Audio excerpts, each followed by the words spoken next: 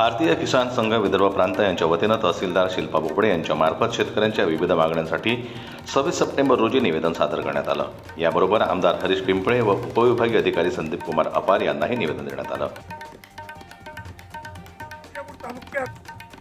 मुक्तेपूर तालुका संपूर्ण तालुका ओला दुष्काळ जाहीर करावा, तसेच संपूर्ण विदर्भ ओला दुष्काळ जाहीर करावा आणि त्याचप्रमाणे पीक विमा हा जो मागील शेतकऱ्यांचा रखडलेला आहे तो त्वरित द्यावा आणि तहसील ठिकाणी त्याचं एक कक्ष उभारावं, त्याचे शेतकऱ्यांचे न्याय तिथं परिषदेमध्ये न्याय देण्यात यावा, निकाली काढण्यात यावे अशी एक व्यवस्था स्थापन करावी।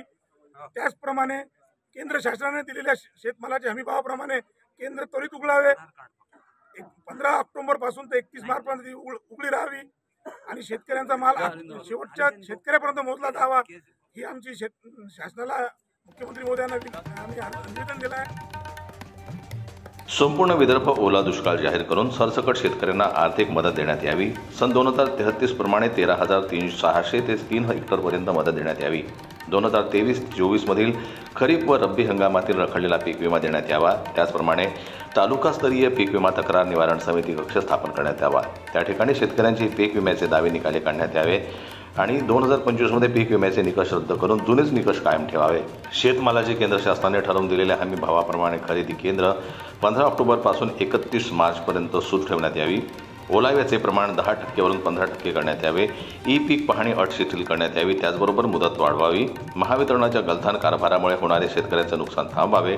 मागील त्याला सौर पंप या योजनेअंतर्गत शेतकऱ्यांना अर्ज केल्यानंतर 1 महिन्याच्या आत सौर पंप कनेक्शन देण्यात यावे अशा विविध प्रकारच्या मागण्यांचे निवेदन मुख्यमंत्र्यांना देण्यात आलं।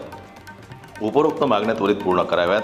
10 दिवसात मागण्या पूर्ण न झाल्यास भारतीय किसान संघ विदर्भ प्रांत रस्त्यावर उतरून आंदोलन करेल याची जबाबदारी शासनाची राहील असा इशारा भारतीय किसान संघ विदर्भ प्रांत उपाध्यक्ष राहुल पुरुषोत्तम राठी यांच्या नेतृत्वात दिलेल्या निवेदनाद्वारे देण्यात आला।